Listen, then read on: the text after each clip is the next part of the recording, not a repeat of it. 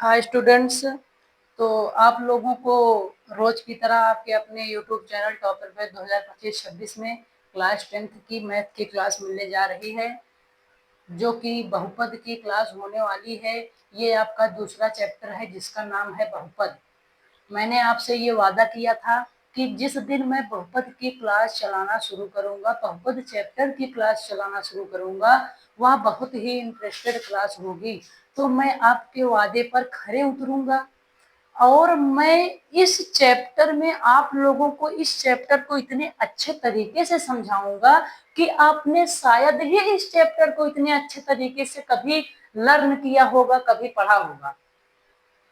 तो जैसा कि आपको पता होगा कि आपके इस चैनल पर रोज 8 बजे लाइव क्लास चलती थी, लेकिन इसके क्वालिटी की कुछ इशू के कारण जो आपकी ये क्लास है, ये क्लास अब रिकॉर्डेड चलेगी। आप लोगों को ये क्लास डेली शाम 7 से 8 बजे के बीच में आपको आपके यूट्यूब चैनल पर मिल जाएगी। आप लोग इसे रिकॉर्डेड देखिएगा, क्योंकि मैंने आपकी आपके पहले चैप्टर की क्लास लाइव चलाई, लेकिन लाइव चलाने से क्वालिटी उतनी अच्छी नहीं आ रही है। तो जब तक कैमरे का इंतजाम नहीं हो जाता है, जब तक आपका भाई अपना स्टूडियो सेटअप नहीं करा लेता है, तब तक आपको रिकॉर्डेड क्लास आपके यूट्यूब चैनल पर रोजाना मिलेगी। तो आप लोग इसे देखिए और इस वीडियो को शेयर कीजिएगा और अपने भाई का अच्छे तरीके से साथ दीजिए, क्योंकि आपका भाई आपके लिए ही रोजाना क्लास 10th की मैथ की क्लास डेली आप लोगों के सामने लेकर आ रहा हूँ। तो हम अपनी क्लास शुरू करते हैं। तो हमारा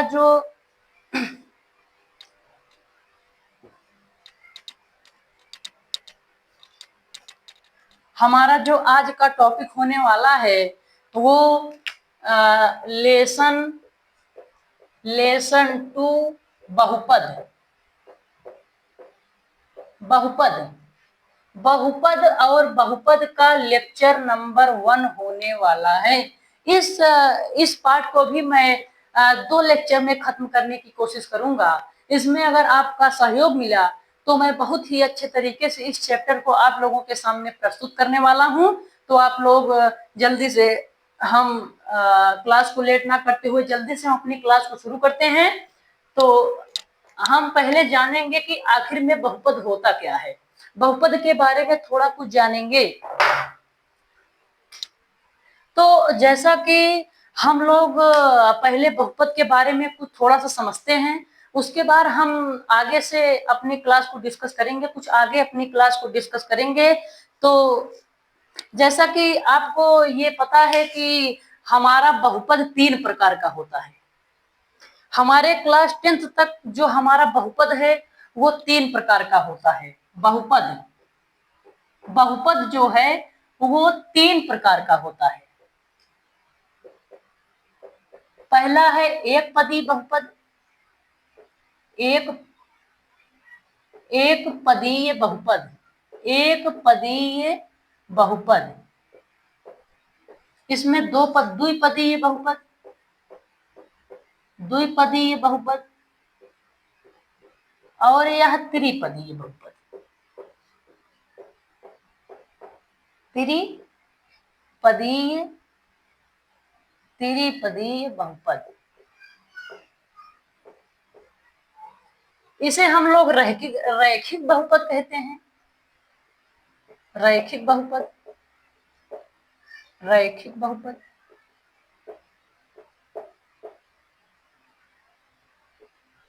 और इसे हम लोग द्विघात बहुपद कहते हैं। द्विघात बहुपद। और इसे हम लोग बहुपदीय बहुपद, बहुघात बहुपद। इसको हम लोग क्या कहते हैं? त्रिघात बहुपद, त्रिघात बहुपद। जिसमें कोई भी घात आपके रैखिक समीकरण में, आपके बहुपद में जिसमें एक भी घात ना हो या एक घात हो, उसे हम रैखिक बहुपद कहते हैं। जैसे x + 8, ये रैखिक बहुपद का एक उदाहरण है। द्विघात बहुपद जिसमें घातों की संख्या 2 हो उसे हम द्विघात बहुपद कहते हैं। जैसे x square plus x plus 8, और त्रिघातीय बहुपद जिसमें घातों की संख्या 3 हो उसे त्रिघातीय बहुपद कहते हैं। जैसे एक्स का क्यूब प्लस एक्स प्लस 8। लेकिन हमें क्लास 10th में द्विघातीय बहुपद ही पढ़ना होता है। द्विघातीय बहुपद ही हमें अपने क्लास 10th के मैथ के चैप्टर में पढ़ना होता है, जो कि बहुत ही इंटरेस्टेड टॉपिक होता है हमारी क्लास 10th की मैथ में। तो हम लोग समझ लिए बहुपद 3 प्रकार का होता है, एक पदी बहुपद, द्विपदी बहुपद, त्रिपदी बहुपद। बहुपद, हर बहुपद को, इसको रैखिक बहुपद कहते हैं, इसको द्विघाती बहुपद कहते हैं, इसको त्रिघाती बहुपद कहते हैं। इसमें घातों की संख्या 1 होती है, इसमें घातों की संख्या 2 होती है, इसमें घातों की संख्या 3 होती है। यह सब चीज हम लोगों ने समझ लिया। अब हम कुछ थोड़े से और अधिक बेसिक जानने की कोशिश करेंगे, उसके बाद हम अपने क्वेश्चंस की तरफ बढ़ेंगे।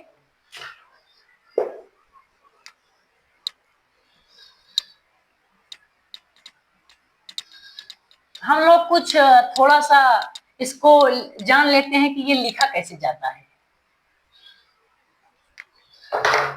द्विघात बहुपद जो होता है, द्विघात बहुपद को हम लिखते हैं ax square plus bx plus c बराबर 0। इसको इस रूप में लिखा जाता है, ax square plus bx plus c बराबर 0। यह द्विघात बहुपद का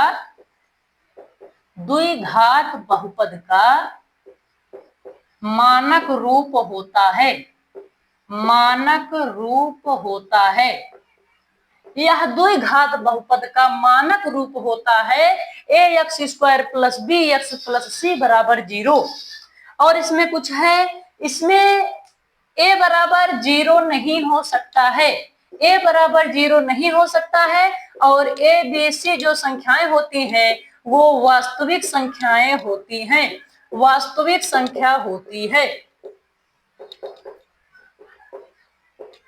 इस द्विघात बहुपद में इसका मानक रूप ax square plus bx plus c बराबर 0 होता है। और द्विघात बहुपद में a बराबर 0 कभी भी नहीं हो सकता है, और a b और c वास्तविक संख्याएं होती हैं।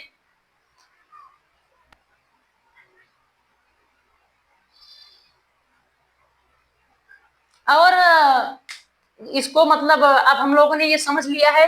अब इसके 2 सूत्र हैं जो इसमें लागू होते हैं, वो हम लोग समझेंगे। उसके बाद फिर हम कुछ बहुविकल्पीय प्रश्न करेंगे, कुछ 2 नंबर वाले प्रश्न करेंगे, और जो प्रश्न बच जाते हैं वो हम कल की क्लास में करने की कोशिश करेंगे। तो हम इसमें पढ़ते हैं इसके जो 2 सूत्र हैं। 2 सूत्र वो कौन कौन से हैं? बहुत ही सरल सूत्र हैं, बहुत ही आसान सूत्र हैं। उन सूत्रों को आप लोगों को याद करना होगा। अगर वो सूत्र आप लोगों को याद हैं तो ये चैप्टर बहुत ही आसान होने वाला है आप लोगों के लिए। तो इसको हम लोग कहते हैं अल्फा प्लस बीटा बराबर जो होता है वो होता है -b/a। इसको अभी हम लोग समझेंगे, लेकिन ये सूत्र होता है इसका। और जो होता है अल्फा इंटू बीटा बराबर c/a, इसको निकालने का इसका ये सूत्र है। अगर ये सूत्र आप लोगों को नहीं पता है तो शायद ही आप ये चैप्टर कर सकते हैं, क्योंकि ये इतना इंपॉर्टेंट सूत्र है कि इस चैप्टर के हर क्वेश्चंस में ये सूत्र लागू होगा आप लोगों के इस चैप्टर में। तो हम लोग ये समझ लिए कि अल्फा प्लस बीटा बराबर -b/a, अल्फा इंटू बीटा बराबर c/a होता है। यह हम लोगों ने समझ लिया। अब इसमें कुछ और इम्पोर्टेंट्स देखते हैं। तो आप लोगों के इसको आप जो ये है इसको आप ऐसे भी लिख सकते हैं, अल्फा ऐसे भी लिख सकते हैं, ऐसे भी लिख सकते हैं, क्योंकि ये रियल में ये अल्फा होता है, ये अल्फा नहीं होता है। लेकिन मैंने अपनी क्लास 10th में इसे सिंबल को अल्फा मानकर हमने यह सूत्र याद किया था। तो जो यह क्वेश्चंस है, और मैं आप लोगों को ये बता दूं कि जो द्विघात बहुपद होता है, द्विघात बहुपद जो होता है, इसमें हमने आपको पहले भी बता दिया है कि इसमें घातों की संख्या जो होती है, घातों की संख्या हमेशा 2 होती है। और रैखिक बहुपद में घातों की संख्या बराबर 1 होती है। द्विघाती बहुपद में घातों की संख्या 2 होती है और रैखिक बहुपद में घातों की संख्या 1 होती है। ये हमारा नियम, ये हमारा बहुपद का नियम कहता है कि द्विघाती बहुपद में घातों की संख्या 2 होती है, रैखिक बहुपद में घातों की संख्या 1 होती है, और अल्फा प्लस बीटा बराबर माइनस बी अपान ए होता है, अल्फा इंटू बीटा बराबर सी अपान ए होता है।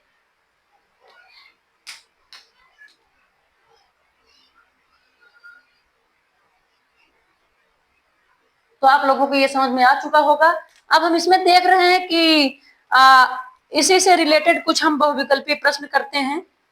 उसके बाद हम कुछ 2 नंबर वाले क्वेश्चंस करेंगे, फिर ये क्लास समाप्त कर देंगे, और फिर कल की क्लास में हम आपके जो लॉन्ग क्वेश्चन है, जो बड़े क्वेश्चंस हैं, उसको करने की कोशिश करेंगे। तो हम पहले कुछ बहुविकल्पी प्रश्न करते हैं, उसके बाद हम 2 नंबर वाले क्वेश्चंस या 3 नंबर वाले क्वेश्चंस करेंगे। पहले जो इंपॉर्टेंट है बहुविकल्पी प्रश्न, हम उसको करने की कोशिश करते हैं। तो जैसा कि पहला प्रश्न है कि एक द्विघात बहुपद में अधिक से अधिक शून्यांकों की संख्या, एक द्विघात बहुपद में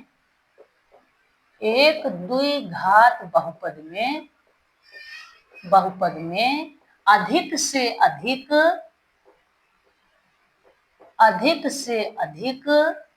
शून्यांकों की संख्या, शून्यांक, अभी आपको सब समझ में आएगा शून्यांक होता क्या है, शून्यांकों की संख्या।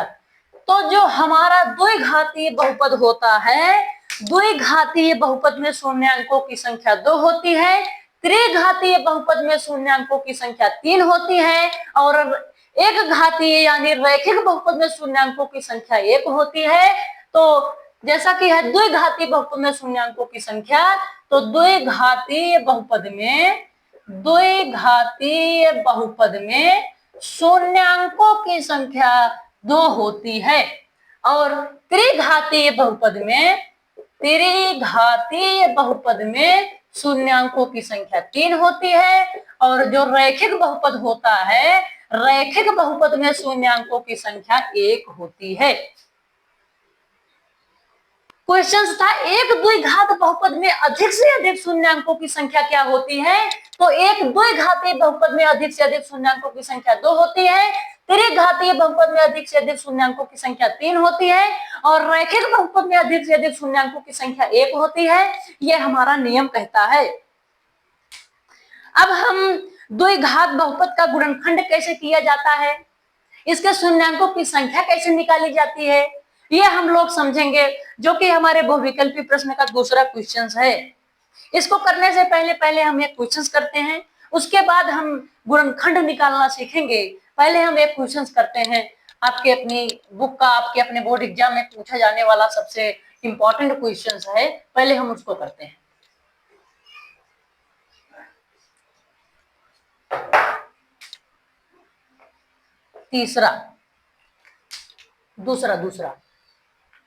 दूसरा क्वेश्चन है कि निम्नलिखित में से कौन सा ग्राफ बहुपद नहीं है। निम्नलिखित में से कौन सा ग्राफ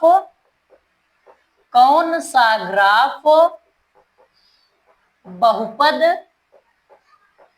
नहीं है। तो आपको 4 ग्राफ दिए गए हैं और उसमें ज्ञात करना है कि निम्नलिखित में से कौन सा ग्राफ बहुपद नहीं है, ए, बी, सी और डी। तो पहला ग्राफ है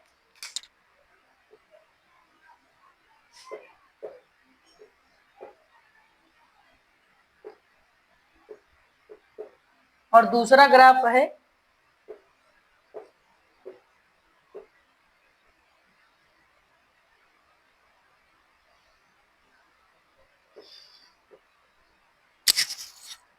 और तीसरा ग्राफ है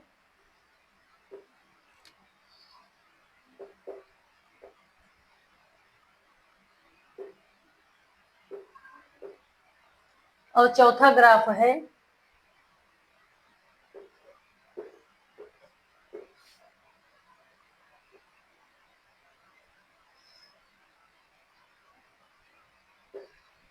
तो आपको इन 4 क्वेश्चंस में से यह ज्ञात करना है कि निम्नलिखित में से कौन सा ग्राफ बहुपद नहीं है। तो आपको इसमें यह ज्ञात करना है कि निम्नलिखित में से कौन सा ग्राफ बहुपद नहीं है। अगर आपको ऐसा क्वेश्चंस आपके बोर्ड एग्जाम में देखने को मिलता है तो आपको सिर्फ यही देखना है कि जो ये हमारी रेखा है, जो ये हमारी रेखा है, हमारी किरण है, यह कट कर रही है कि नहीं कट कर रही है। अगर आपकी रेखा यक्ष अक्ष को टच करती है या प्रतिच्छेद करती है तो वह जो बहुपद होगा, वह जो ग्राफ होगा वह बहुपद होगा। अगर जो रेखा है वह किसी भी बहुपद पर नहीं कट करती है तो वह बहुपद नहीं होगा। तो इसमें देखिए कट कर रही है, यह भी बहुपद है, यह भी बहुपद है, यह भी बहुपद है। मतलब ये तीनों ऑप्शन गलत हैं, यही ऑप्शन सही है, क्योंकि जो ये ए है, ए की जो रेखा है वह किसी भी संख्या रेखा को, किसी भी चतुर्थांश को प्रतिच्छेद नहीं कर रही है, अतः हमारा ऑप्शन ए सही होगा। अब हम गुणनखंड करने की विधि को समझते हैं कि गुणनखंड विधि कैसे की जाती है। गुणनखंड विधि क्या होती है, आखिर में गुणनखंड विधि को कैसे किया जाता है। तो मैं गुणनखंड विधि को आपको इतना अच्छे से समझाऊंगा कि आप अपनी पूरी लाइफ में कभी गुणनखंड को करना ही नहीं भूलेंगे। ये इतना आसान तरीके से आपको अच्छे से अच्छे तरीके से समझाने की कोशिश करूंगा। तो जो क्वेश्चंस है कि बहुपद x square plus 7x plus 10 के शून्यांक हैं। x square plus 7x plus 10 के शून्यांक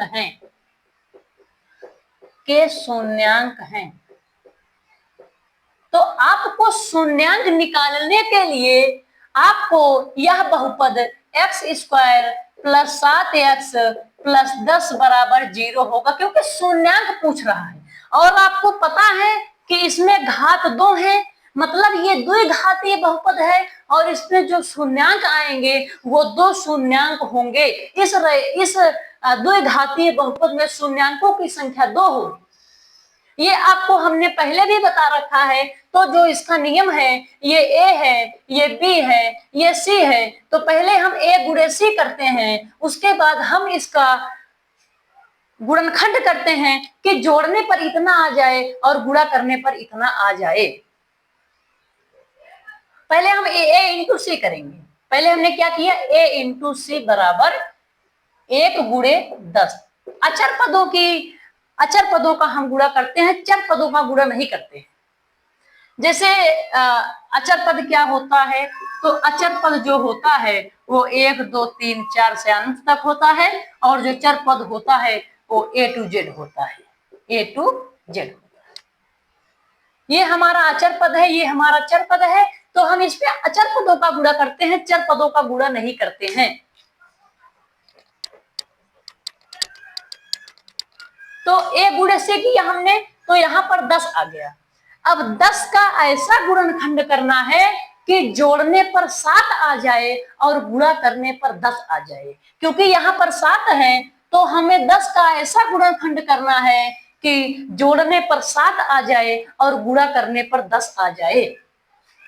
x स्क्वायर प्लस 5 गुणे 2, 5 दूनी 10, 5 और 2 7, 5 प्लस 2 x प्लस 10 बराबर 0। x ये है, x हमने उतार दिया, बस इसी संख्या और इसी संख्या का हमने गुणनखंड किया है। x स्क्वायर प्लस इसका ब्रैकेट खोलेंगे तो 5x प्लस 2x प्लस 10 बराबर 0। अब इसमें हम x कॉमन लेंगे तो यहाँ पर 1 x बचा और यहाँ पर 5 बचा। यहाँ पर हम प्लस 2 कॉमन लेंगे तो x प्लस 5 x प्लस 5 बचा और बराबर 0। अब देखिए x प्लस 5 x प्लस 5 दोनों समान है तो x प्लस 5 हम लोग कॉमन ले लेंगे। अब बचा क्या x प्लस 2, तो x प्लस 2 एक ब्रैकेट में हो जाएगा। अब इसका जो उत्तर आएगा बराबर 0। अब एक बार x प्लस 5 बराबर 0 करेंगे और एक बार x प्लस 2 बराबर 0 करेंगे तो x प्लस 5 बराबर 0, x प्लस 5 बराबर 0 तो x बराबर -5 और x प्लस 2 बराबर 0 तो x बराबर -2। तो इसके जो शून्यांक आएंगे वो -5 और -2 होंगे। x के जो शून्यांक होंगे वो -5 और -2 होंगे। हमने इसको कैसे किया, हम एक बार फिर से रिपीट करते हैं। तो x square plus 7x plus 10 को हमें इसके शून्यांकों की संख्या ज्ञात करनी है तो हम पहले a गुणे c करते हैं। a गुणे c करने पर हमें 10 प्राप्त होता है, a गुणे c करने पर हमें 10 प्राप्त होता है और हम 10 का ऐसा गुणनखंड करते हैं कि जोड़ने पर 7 आ जाए और गुणा करने पर 10 आ जाए तो हमें उसका गुणनखंड मिलता है 5 गुणे 2।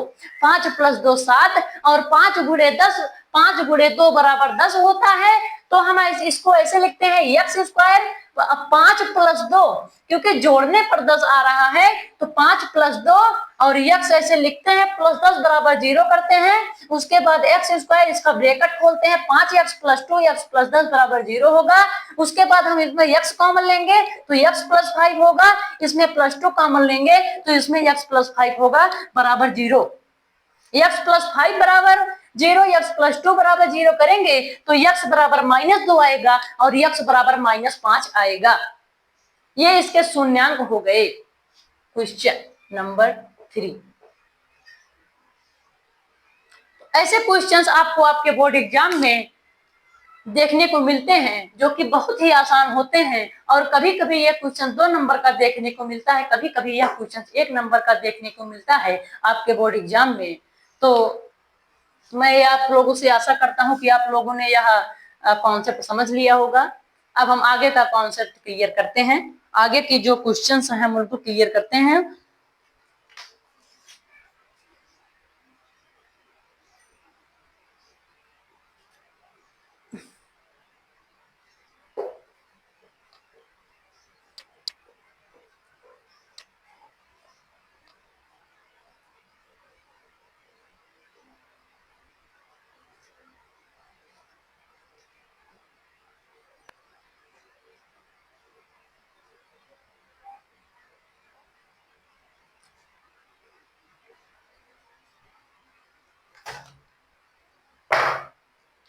देखिए इसमें क्वेश्चंस है 4x square minus 4x plus 1,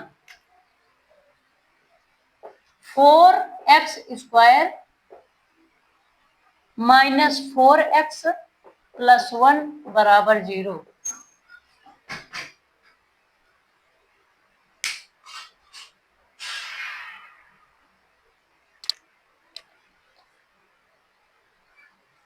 देखिए इसमें ज्ञात करना है कि 4x square minus 4x plus 1 बराबर 0, इसके शून्यांक हमें ज्ञात करने हैं।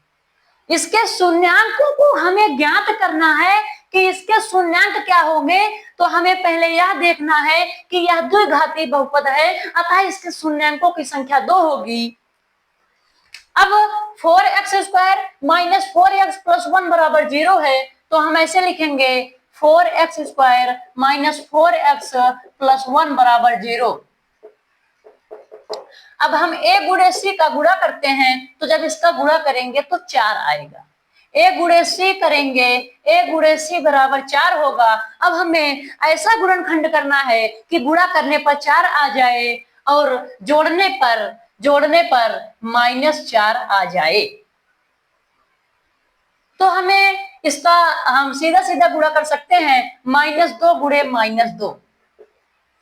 -2 का अगर हम गुणा करेंगे तो माइनस माइनस प्लस हो जाएगा, 2 दूना 4 हो जाएगा। और अगर हम इसको जोड़ेंगे तो -2 और -2 तो सिंबल वही रहेगा, 2 + 2 = 4 हो जाएगा जो कि माइनस में रहेगा। द्विघाती बहुपद का हमारा नियम यह कहता है कि उस संख्या को a गुणे से करेंगे, जो संख्या आती है उसका हमें ऐसा गुणनखंड करना है कि गुणा करने पर वो संख्या जो प्राप्त हुई है वो आ जाए, और जोड़ने पर बीच वाली संख्या, जोड़ने या घटाने पर बीच वाली संख्या प्राप्त हो। ये हमारा द्विघाती बहुपद का नियम कहता है। तो a गुणे c हमने कर लिया है, a गुणे c बराबर 4 आया है, और a गुणे c का हमें ऐसा गुणनखंड करना है कि जोड़ने पर 4 माइनस 4 आ जाए और गुणा करने पर 4 आ जाए। तो हम लिखेंगे 4x स्क्वायर, यहाँ पर माइनस है, माइनस लगा देंगे, -2 x प्लस 1 बराबर 0 होगा। 4x स्क्वायर माइनस माइनस ये प्लस हो जाएगा, +2x -2x प्लस 1 बराबर 0 होगा। अब यहाँ पर हमको जो कॉमन लेना है वो कॉमन होगा 2x। तो जो 2x अगर कॉमन हो गया तो यहाँ पर बचा 2x नहीं, यहाँ पर हमको कॉमन लेना, हाँ 2x कॉमन ले सकते हैं, तो यहाँ पर बचेगा 2x प्लस 1, 2x प्लस 1 हमारा क्या बचा, कॉमन बचा। तो देखिए माइनस और माइनस ये भी प्लस हो गया, क्योंकि अगर माइनस का इसमें करेंगे तब भी ये प्लस, और माइनस का इसमें करेंगे तब भी ये प्लस हो जाएगा। अब देखिए 2x है तो 2x में इसमें एक कॉमन ले लो, अगर एक कॉमन लोगे +1 कॉमन लोगे तो 2x प्लस 1 इसमें भी बचेगा। अब देखिए 2x प्लस 1 कॉमन है तो 2x प्लस 1 कॉमन हो गया, और ये 2x प्लस 1 ये है तो 2x प्लस 1 ये हो गया बराबर 0।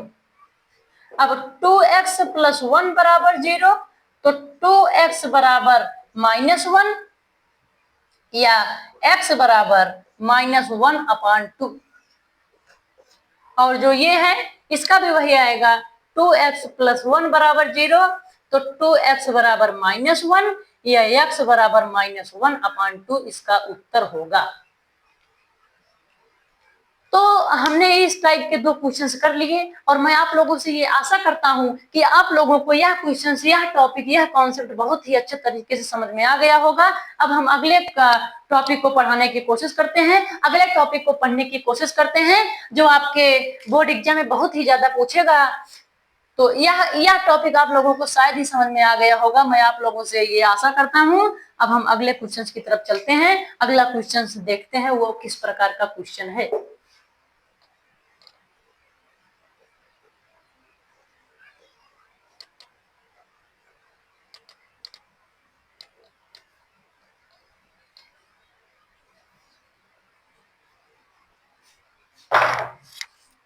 तो जो हम अगला क्वेश्चंस करेंगे, क्योंकि मैं सोच रहा हूं कि आज इसी टाइप के सभी क्वेश्चंस खत्म करते हैं, उसके बाद अगले दिन से कुछ अगले टाइप के क्वेश्चंस की तरफ चलें जो कि आपके बोर्ड एग्जाम में बहुत ही ज्यादा पूछा जा सकता है, बहुत ही ज्यादा इम्पोर्टेंट है। तो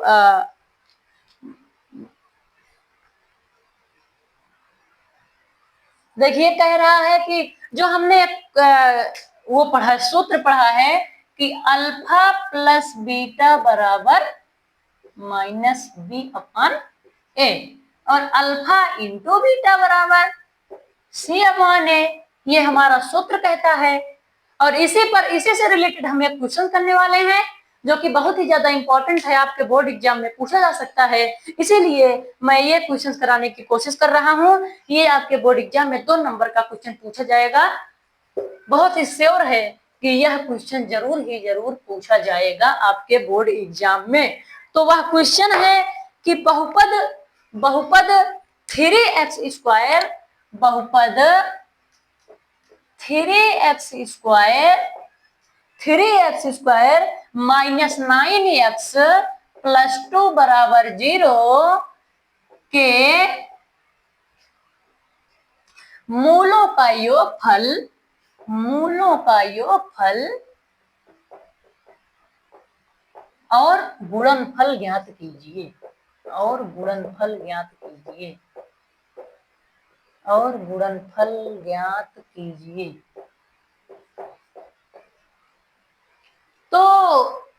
मूलों का योगफल मतलब ये यह पूछ रहा है कि अल्फा प्लस बीटा बराबर क्या होगा, और ये यह पूछ रहा है मूलों का गुणनफल बराबर पूछ रहा है कि अल्फा इंटू बीटा बराबर क्या होगा।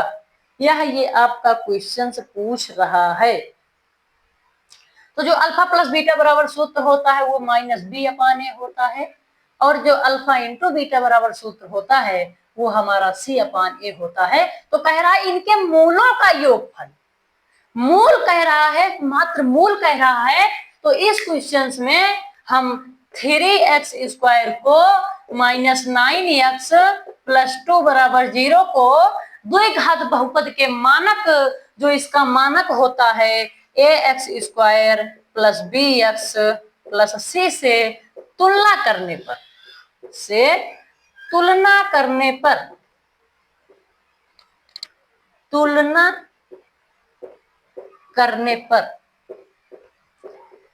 इसकी तुलना करने पर a बराबर 3 प्राप्त होगा, b बराबर -9 प्राप्त होगा और c बराबर 2 प्राप्त होगा, क्योंकि मूल कह रहा है। अभी आगे भी क्वेश्चन आएगा जिसमें हम लोगों को इसका गुणनखंड निकाल के, जो पहला गुणनखंड आएगा वो अल्फा प्लस बीटा आएगा, जो दूसरा गुणनखंड आएगा वो अल्फा इंटू बीटा आएगा, उसमें हम लोग दूसरा नियम फॉलो करेंगे। लेकिन इसमें यह कह रहा है कि इसके मूलों का योगफल, उसमें कहेगा कि इनके शून्यांकों का योगफल, और अगर गुणनखंड ज्ञात करने के लिए कहता है तब हम इसका गुणनखंड करेंगे। लेकिन यह कह रहा है कि इसके मूलों का योगफल और गुणनफल ज्ञात कीजिए। तो मूलों का योगफल और गुणनफल ज्ञात करने के लिए हम उस द्विघाती बहुपद को उसके मानक बहुपद 3x² + bx + c से तुलना करेंगे, और तुलना करने के बाद a, b और c का मान प्राप्त होगा, और हम उस मान को इस सूत्र में रख देंगे। b बराबर -9 है तो माइनस पहले से इसमें लगा है, और -9, और a बराबर 3 है तो बराबर 9/3 हो जाएगा। यहाँ c अपान a, c बराबर 2 है, a अपान 3 है, मतलब 2/3 इसका उत्तर हो जाएगा। ये हमारा द्विघाती बहुपद का नियम कहता है। तो शायद आप लोगों को यह समझ में आ रहा होगा, और मैं ये आशा करता हूं कि ये जो वीडियो क्वालिटी है वो अच्छी आ रही होगी, पहले से अच्छी आ रही होगी, क्योंकि हमने आपको पहले ही बता दिया है कि हमें YouTube पर, आपके चैनल पर, इस आपके YouTube चैनल टॉपर पे 2025-26 पर रोज 8 बजे लाइव वीडियो चला रहा था। लेकिन कुछ इश्यूज के कारण, ये जो क्वालिटी का इशू है, इसके कारण हमें यह वीडियो रिकॉर्ड करना पड़ रहा है, और मैं यह वीडियो रिकॉर्ड करके आप लोगों के सामने प्रस्तुत करूंगा। और अगर कोई भी आप लोगों को दिक्कत होती है तो आप निडर होकर, आप निस्वार्थ होकर आप अपने भाई के कमेंट पर अपना डाउट लिखिएगा, और आपका भाई आप लोगों का डाउट पढ़ेगा और